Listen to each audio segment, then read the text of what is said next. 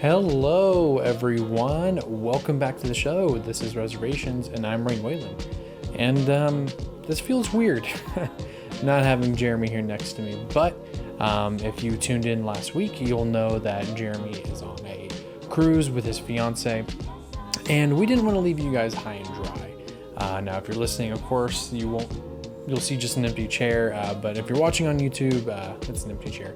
Maybe future Raine might put a little picture of Jeremy right here so this doesn't look entirely weird. But yeah, guys, but we still wanted to do an episode for you guys. So Jeremy kind of tasked me with doing a solo episode, doing a movie that he really loves. But before we get into that, just want to give some quick film recommendations, maybe some films that I don't get to talk about a lot. Now that Jeremy's not here, I can. So recently I watched the new Bill and Ted movie, Bill and Ted Face the Music. I don't know if I've ever stated it on the podcast before, but I'm a huge Bill and Ted fan. I think I've stated it when we've done the Back to the Future episodes and the Predestination episode. I love time travel movies. And Bill and Ted is just good fun. Granted, the second film, not so much, but the third one actually really shocked me. It was really good, really funny, very reminiscent of the first Bill and Ted movie. You can actually find all three on Amazon right now. That's where I watched them. But yeah, also just want to give a quick shout out to Amazon for discounting the Zatoichi box set, and I finally am pronouncing that right. I may or may not be releasing a separate video about that, but that's all dependent on if Jeremy get back to me. But anyway, so I don't want to keep this episode too long, but I also don't want it to be too short. So I have this lovely iPhone 3GS with a timer on it, so I do not go over my time. So with that being said, let's get into this, guys. So again, if you listened to last week's episode, I am talking about the 1952 Sir, because he is a knight, Sir Charles Chaplin's Limelight. This was Charlie Chaplin's final movie that was produced in America before he was his permit to enter the United States was revoked, thanks to McCarthy and the Red Scare and people thinking he was a communist sympathizer. But I digress. And yeah, if you did tune into last week, you'll know that before M from Fritz Lang, Jeremy would tell people this was his favorite movie, and honestly, I would have to agree with that. It was phenomenal because keeping with the theme of this season, even though this is not an official episode of season 7, I have never seen this movie before. I'm a bit of a novice when it comes to Charlie Chaplin. Jeremy loves him, has actually even, I believe, visited his studio, I think. Jeremy's got some pictures. He can correct me when he's back in studio, as it were. But Jeremy's a big fan, and when Jeremy got me into the Criterion Collection, one of the first few movies he told me to get were Charlie's movies. So I've seen City Lights, phenomenal comedy romance, and I've seen The Great Dictator, which is a brilliant satire from Charlie. I highly suggest everyone see that, and this one. Limelight was not at all what I was expecting. I was expecting a little bit of The Great Dictator. Jeremy did say this was, sort of a drama, I guess. But there was some comedy in it. It does have a sad ending, which we all know Jeremy loves. But it's a necessary ending to this story. But yeah, so I guess it's my job now to So those are my first impressions. It was a phenomenal movie. So I guess it's now my job to we'll kind of keep it going with how the show how we do our format. So synopsis: Limelight follows the story of a washed-up comedian named Calvero in 1916, pre World War One London. He's sort of washed up because he's just gotten older and he's become a bit of a drunk. So no one wants to hire him anymore. And one day he inadvertently saves this young dancer from a suicide attempt. And they grow close. And while growing close and him trying to build her confidence back up because she's young and she can come back, he's simultaneously building up his confidence because having become a bit of a drunk, he's ruined his good name. So all of these theater managers don't want to work with him anymore. And little by little, Teresa, or Terry, finds fame and finds success. And I'm kind of yada-yadaing through a lot because I do want to, again, keeping with the format of the show, I want to touch on a lot of aspects of the movie. But she manages to tell Calvero of a theater house that is going to do a benefit in his honor, and he performs an amazing comeback performance and has a heart attack and dies. And that's Limelight. Again, it does have a bit of a sad ending, but we all know Jeremy loves sad endings. So that is Limelight. So let's talk about the character of Calvero. Of course, obviously played by Charlie himself. From what I was reading, Charlie based a lot of this on his own life. I was prepping for this episode by reading where Charlie's career had gone to at this point. And, just a few years prior, he had done The Great Dictator, which was the Tramp's final movie. Shout out to our Chaplin episode as we learned that, which is, I believe, true. Hopefully Jeremy doesn't crucify me for it if it's not. Charlie did not want the Tramp to speak, and so The Great Dictator was his opportunity for the Tramp to speak, but to say something meaningful and impactful. So this is after that, and then, like I mentioned at the top of the show, Charlie's permit into the United States was revoked, so he could not re-enter. And he did 2 films in London, and that was it. Charlie's career, he pretty much retired after those last 2 films. He was done. And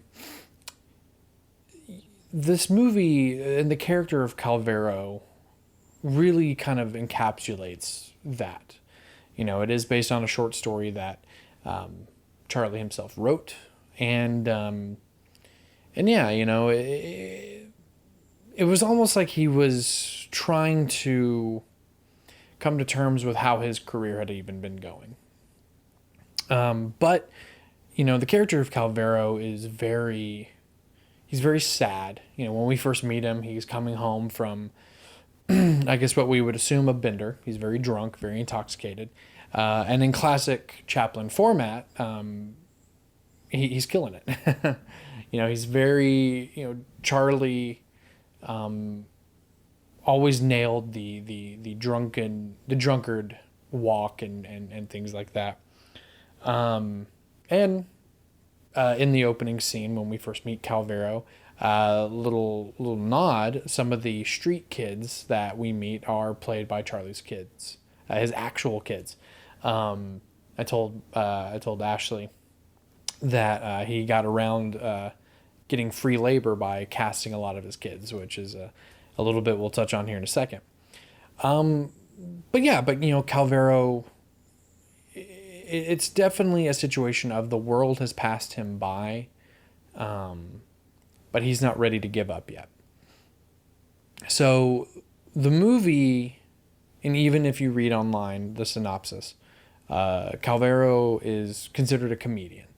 Back in those days, vaudeville and theater performing his job was to make people laugh. And it's not comedian in the traditional sense that we know now, of a stand-up comic who comes on stage and, says jokes and then there we go.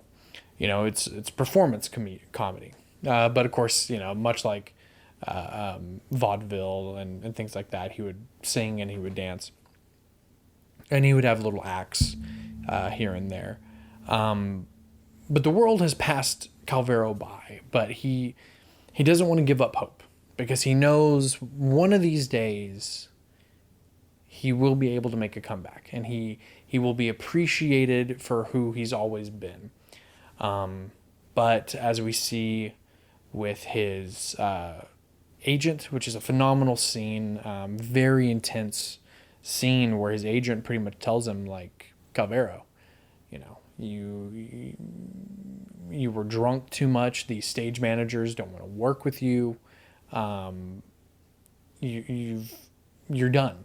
Essentially, is what he tells him. You're done. But of course, his agent is trying to help as best out he could, as best he can, by even booking him a show, essentially free of charge. They're going to pay Calvero, but not very much. And it's just hard, it's really hard to see because it seems like where he's killing it the most in his performances is his dreams, which are these really awesome dream sequences that I didn't realize what it was. I thought they were flashbacks until it's explicitly stated that they were dreams. And it's really hard. Again, it's almost like Charlie was having to come to terms with himself. This is how my career has gone. And it gave me very much, especially here when we meet Terry, it gave me a little bit more of A Star is Born kind of, and maybe there was some influence on it. But that's that's a good segue into Terry, or the character's name is Teresa, because they're English, but everyone calls her Terry, and she's a dancer. But when we meet her, she's trying to kill herself, which is a very dramatic way to introduce a character, because we meet her while Calvero is coming home from his bender in that opening scene. Or actually, the film opens with her attempting suicide, which I guess she took some sleeping potion, not potion. This isn't Harry Potter. Tonic. And she's turned on the gas on her gas oven and has put towels at the bottoms of the doors and plugged all the holes. That way she suffocates. And Calvero inadvertently saves her life. He doesn't, from what I gather, he doesn't initially think it's a suicide. I think he just thinks maybe something's wrong, maybe. There's evidence that it's a suicide, but he's also drunk. But while drunk, he manages to get her out of her apartment. Because I should mention they're all in a landlord, multi-tiered apartment. So he lives 2 floors above her. But he while drunk, manages to get her out, get to the doctor, and get her help. The doctor informs him that she needs bed rest to get better, and as she's getting better, the landlady re-rents her apartment, so she's kind of forced to stay with Calvero. And they get to know each other, and we get to know a little bit more about Terry. And she knows who he is. She knows that he was once Calvero. And, he learns that she was a dancer. But she got sick, and she just genuinely is almost exhausted of living. When he finally asks her why she wanted to kill herself. And it's because, I guess, living is hard. And she got sick and she couldn't dance, which is her passion. Her passion is dancing. But you know, it's very overdramatic. Terry is a great character. Don't get me wrong. She's a phenomenal character. A little needy, but she's a great character. But she the first half of the movie, she is a little bit whiny and overdramatic. But we learn that, you know, her sister had become a streetwalker. You know, we learn about her family history. And then we learn about a man she loves, where before she, I guess, started dancing, had met this musician who was composing music, and he would come into the not stationery. Essentially, she sold him his music sheets, and they were always very polite to each other, and there was just almost an unspoken thing between the two of them. And Neville, who we learned was the musician, is played by one of Charlie's children as well, Sidney Chaplin, not to be confused with Charlie's brother Sidney, which I thought that's who it was for a second, but now it's Charlie's son. But anyway, and Calvero prophesizes to Terry that they'll meet one day when they're both famous, and he'll confess his love to her, and she'll confess her love to him, and everything will be right in the world. But Terry doesn't seem to be very. She's growing to like Calvero and like this sort of new sense of life that she's gotten. But she's not really believing him, you know. There are these moments where she is struggling to even believe what he's telling her. But through it all, which I said also mention. Good God, this is why I need a co-host, because I can't just sit here and talk. Even though I like to talk. I need someone talking back to me. But anyway, we also learned that during her healing process, she has pretty much, she's convinced her legs don't work, psychosomatic injury, or hopefully maybe future Raine, or honestly, nah. Anyway, she's convinced that her legs don't work, even though everything's perfectly fine with her. She hasn't had any, she hasn't hurt herself. She's fine. She just is convinced that her legs don't work. But Calvero, seeing the positive, because oddly enough, a former comedian, a washed-up comedian, becoming a drunk, still sees the positive in everything. And he helps her realize that her legs work just fine, and there we go. But after that, the movie kind of hits on, in my opinion, 3 big things, or 4.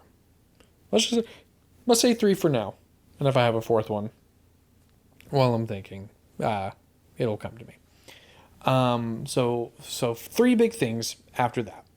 Number 1. Calvero gets news that the booking that his agent got for him went through, and that he will be opening, not just performing, he will be opening the show. And it goes poorly. People walk out on Calvero in the middle of his routine, and he is very downtrodden and is convinced that this is it. His career is over, and he'll never make it again.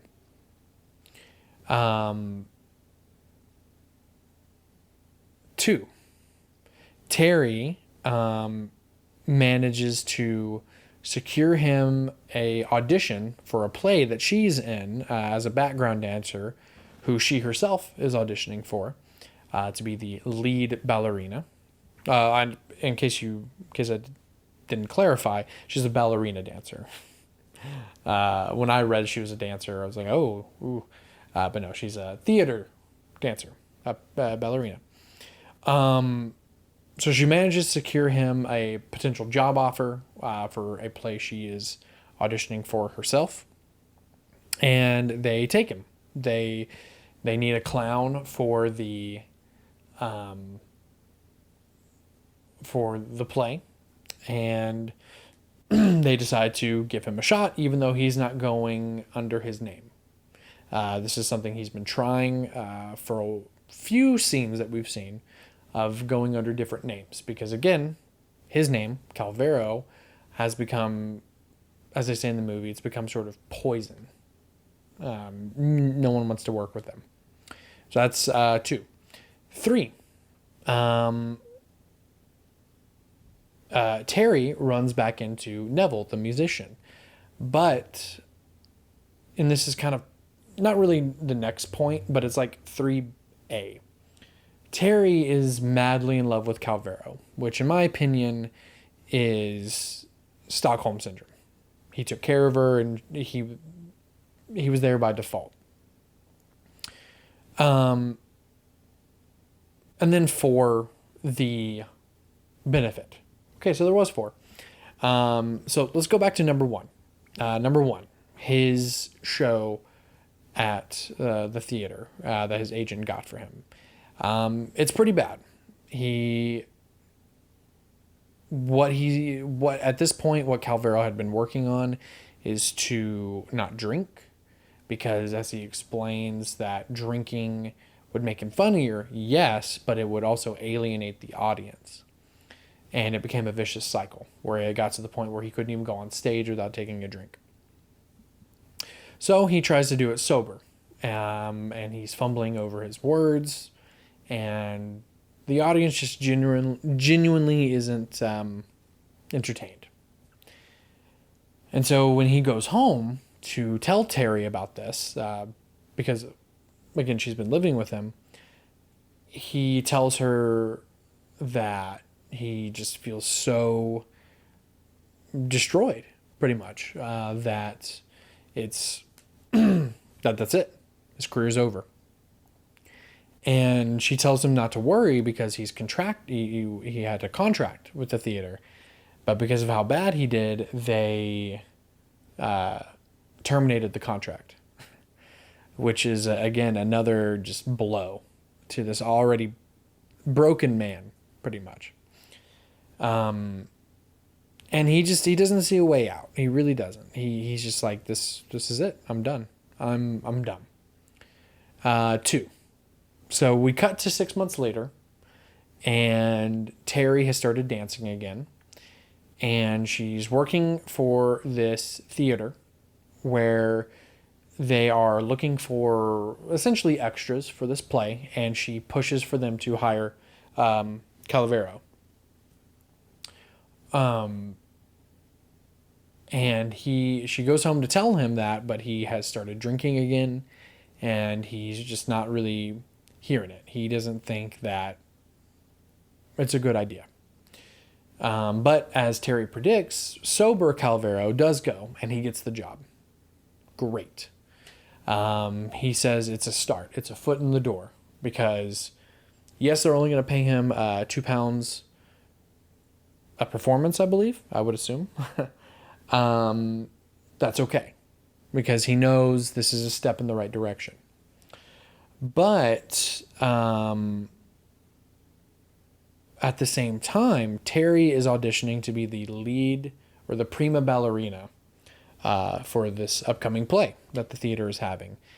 And she kills it, crushes it, and they make a good point to say that she's drenched in sweat. She put her whole self into the dance. She remembered Calvero's words, and she fought for it, which is a lesson that they both have to learn. Terry has to learn to fight, and so does he. But, and this kind of leads into 3, the musician for the play is Neville, the young musician who helped him so long ago that he's now kind of moved up in the world, and he's this is his music. And it's very obvious he has feelings for Terry, but this is where kind of 3A comes in. Terry is madly in love with Calvero. So much so that she begs him to get married, that they should get married. And he's just not really having it. And I think it's because he knows that Neville is a good fit for her.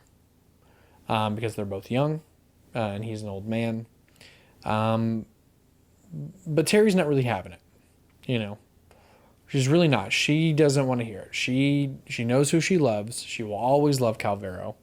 And she very bluntly, after the shows for the opening night of the show, she very bluntly tells Neville that she will always love Calvero, that whatever she had for Neville is gone. It's Calvero, and it doesn't matter. She will love him. And then 4. Redact my previous 4. 4, Calvero moves out. Upon learning that there was just going to be no convincing of Terry that they should not get married, that she should be with Neville, he decides, okay, something needs to change. And he moves out of the apartment that was truthfully his to begin with.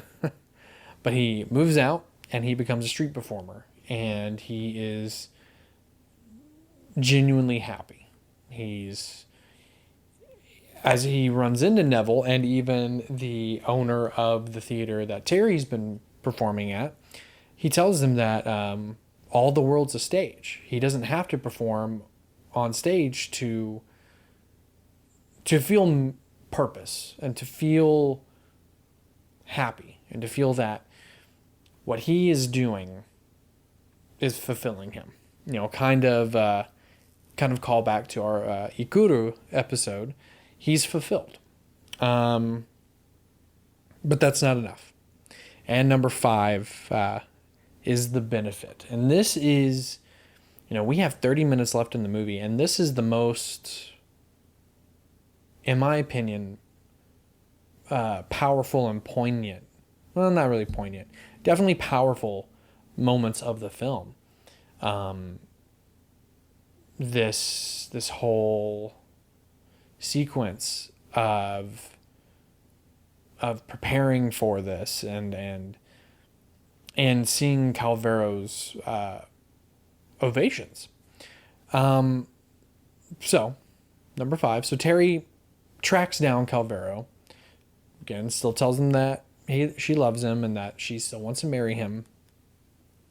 But tells him that the owner of the theater wants to put on a benefit for him. And he's like, well, I've got some ideas. And that's what he's been telling us the whole movie. And he still has ideas. And we finally get to see some of those. So, cut to the benefit. The benefit is sold out. People want to see Calvero. Of course, he's worried that it may be pity. He doesn't want people to laugh out of sympathy. He wants them to laugh because it's good. But luckily, they are genuinely laughing at his jokes. When he first comes on, he performs the flea circus bit that we saw at the beginning of the movie, which apparently was an actual, I believe if I read it correctly, an actual performance that Charlie would actually do. He would actually perform a sort of flea circus I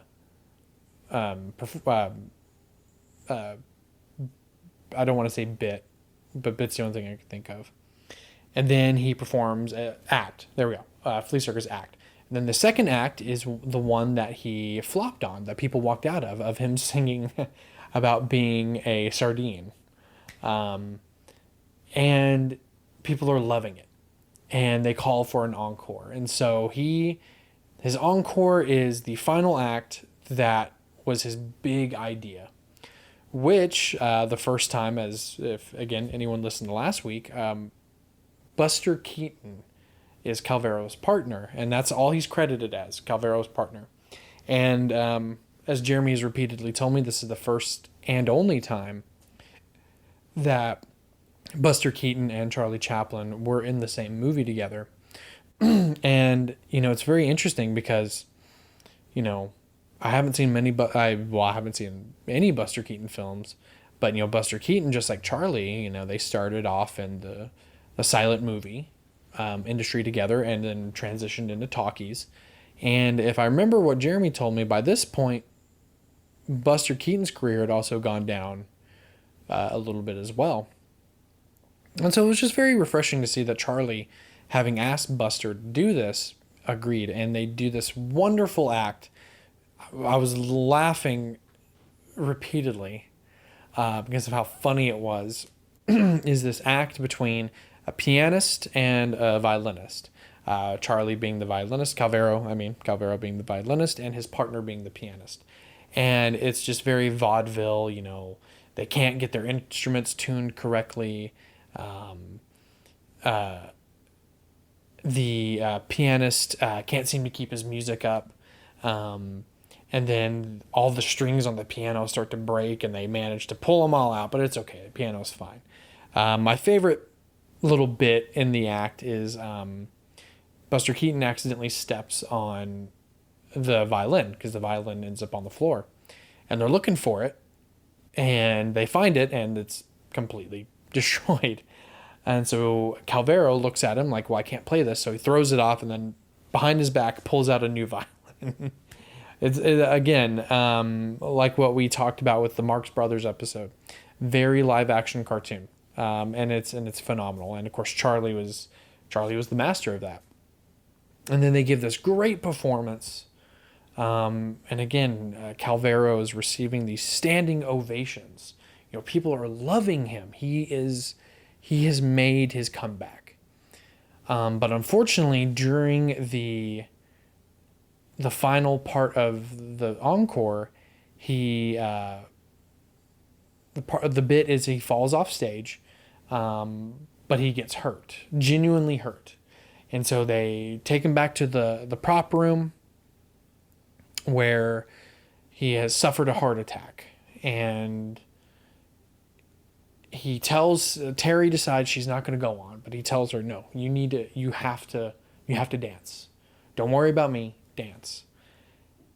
And his final wish is he wants to see her dance because he knows he's not long for the world. And before they can get him out there in time to see Terry dance, he passes away. And that's it. Movie over. We see Terry dancing, blissfully unaware that Calvero has died. And it's very, very sad. It really is. It is a sad ending. But that's okay. It's almost like, and this is something that I've said about David Bowie. Calvero went out on his own terms, in a sense.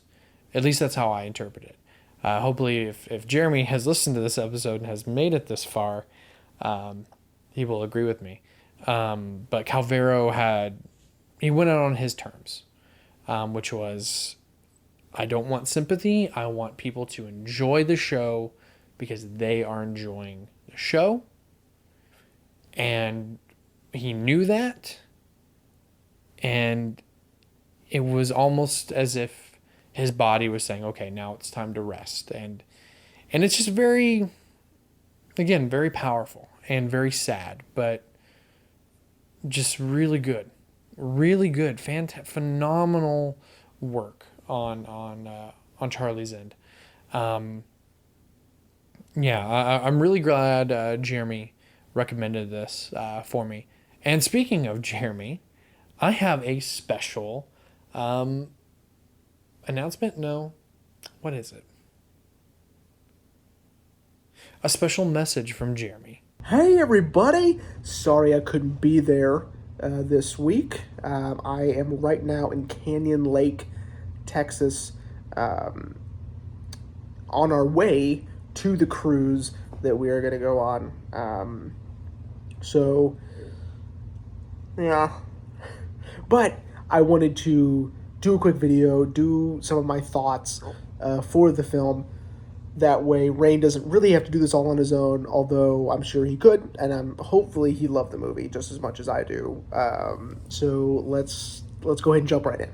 So, to me, Limelight is, it's one of those films that is so encompassing of a career, meaning when Chaplin made this film, he was already in the latter part of his career, right? And in knowing that, and having that knowledge of his past career and where he started, where he is now, all that he's accomplished since then, it really does hit that much harder when his character is sort of the antithesis of that. His success didn't make it to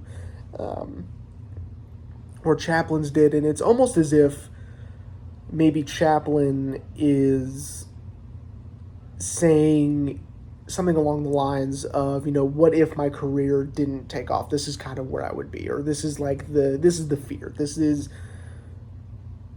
this is the risk you take in doing what we do, being these performance artists, being, in the entertainment industry, right? I think what further promotes this idea is the fact that at the very end of the film, sorry if you can hear my friends in the other room, I apologize.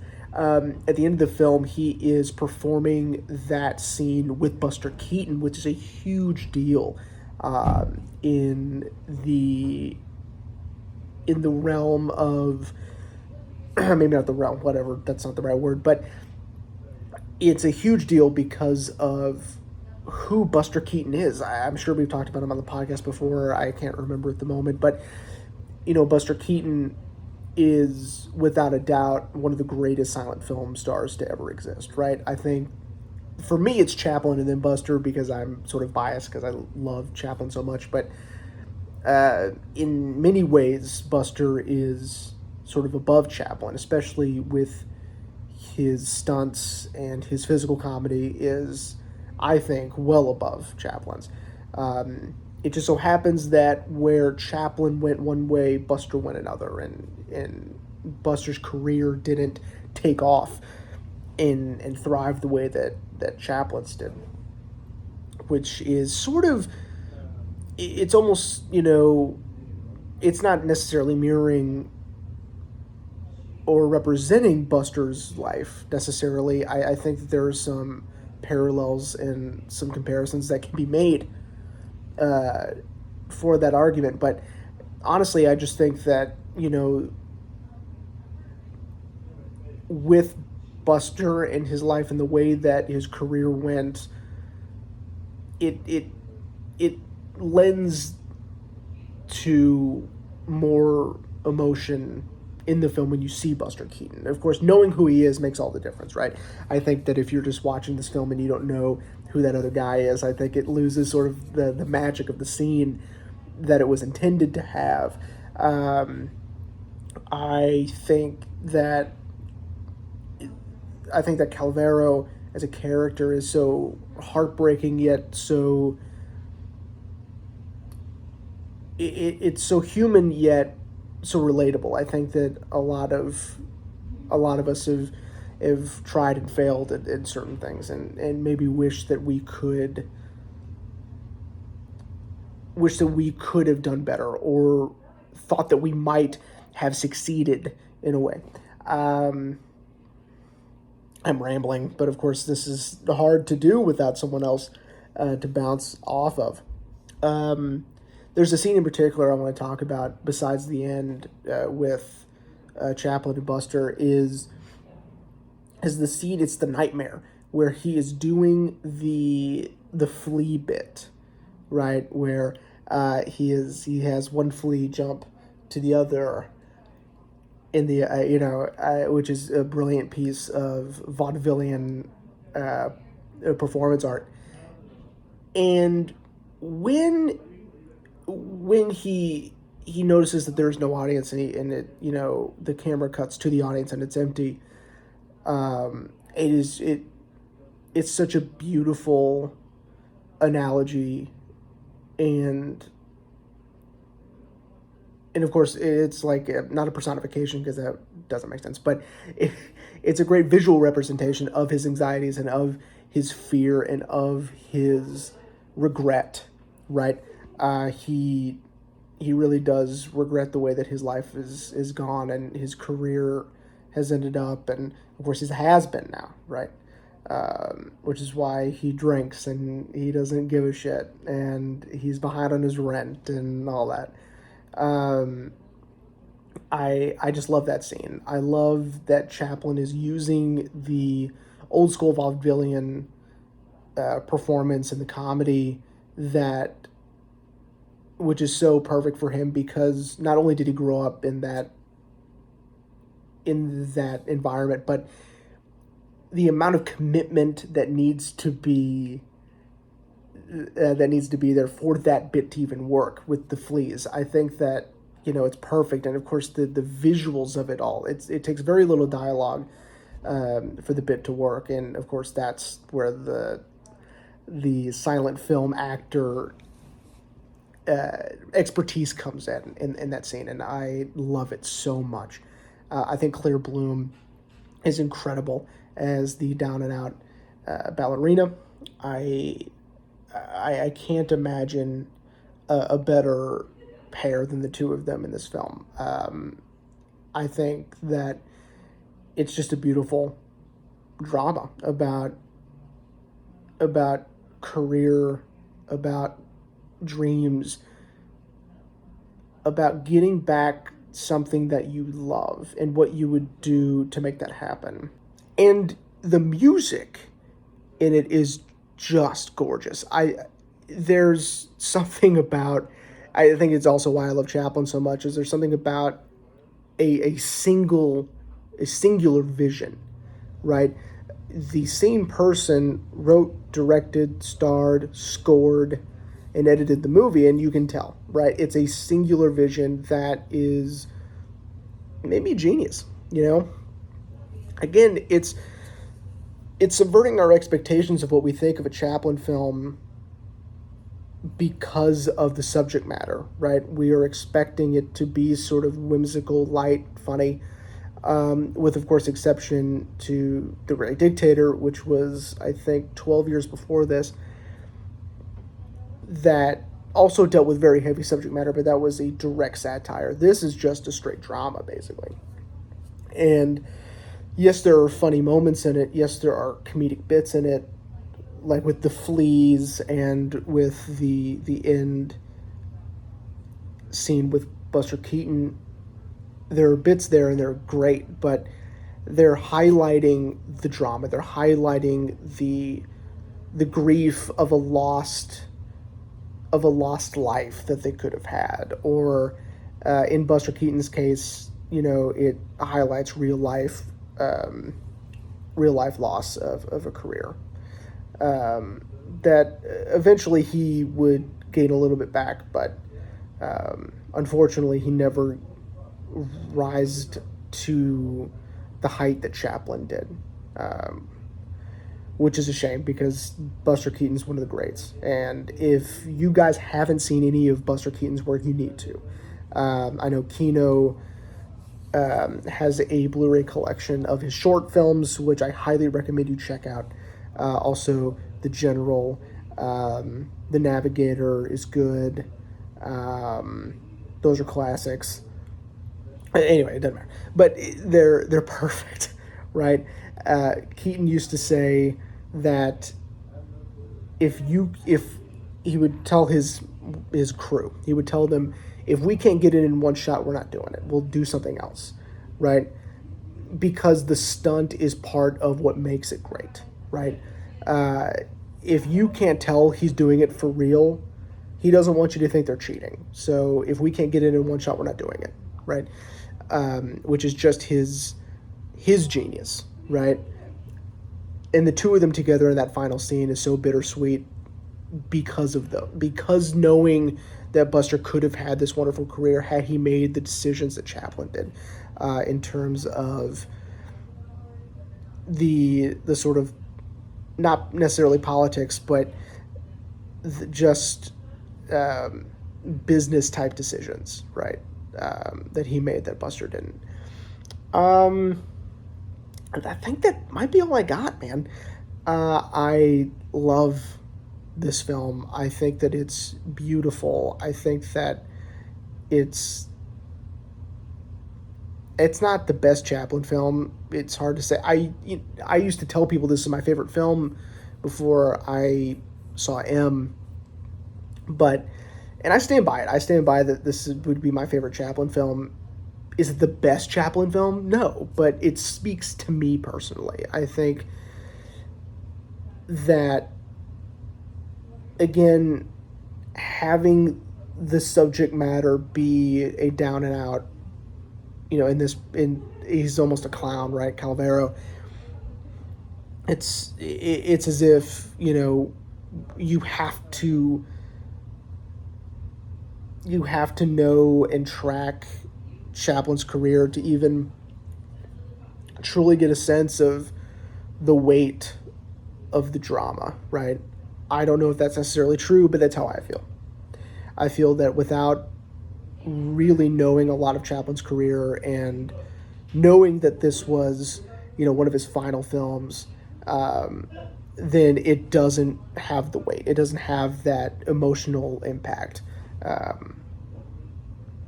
But, hopefully we can convince people to watch some Chaplin films, and especially watch this one. Limelight is just beautiful, and it's great. And it tells a story only Chaplin can tell, I think. And again, shout out to Claire Bloom, shout out to Buster Keaton, and shout out to that score. God, the music is wonderful in this. So, hope you guys enjoyed this little quick video of me in bed, by the way. This is the bed in the Holiday Inn that we're in. It is freezing in this room, so that's why I'm in bed, because I'm under the covers. It's so cold in here. But I had to get away for a second, make this quick video, and hopefully it doesn't sound too shitty because I didn't have my microphone with me. So that's it, man. I hope you enjoyed the film. I hope it spoke to you just like it spoke to me. I love it, and I hope you did too, buddy. All right, I'll see you guys next time for Silence. I'm very excited, and I will talk to you guys later. See ya. And that was Jeremy's special message. Oh, man. Well, everyone, so final thoughts on the movie. The movie was great. The movie does kind of shine a light on what happens when famous people die out, in terms of fame. And what becomes of them. And it was just a very, I keep saying it, but very powerful almost statement from Charlie. And it's just so odd that this is the story he decided to tell right when he was essentially kicked out of the United States, And it's just, I loved it. I loved it. I can't speak any more about how much I loved the movie. I'm really glad Jeremy decided to tell me to listen to it. But yeah. So I guess that's my wrap up. All right, everyone. Well, I hope you enjoyed this solo episode. These probably won't be too regular just because I need someone else to talk to. This has been very hard, making sure that my thoughts are straight and I'm not just filling dead air and things like that. I hope you enjoyed this. Next week, the next official episode of season 7, Jeremy will be back in studio, and next week we'll be talking about Silence. Again, if you missed our tease for last week, Silence, all I know is that it's going to be my pick, that it's a Martin Scorsese movie about two priests traveling to Japan during a time in which preaching Christianity in Japan was outlawed. And that's all I know. It's got my baby boy, Andrew Garfield, Adam Driver, Liam Neeson. I can't wait to watch it. So again, guys, I hope you enjoyed this solo episode, and Jeremy and I will see you next week for Silence.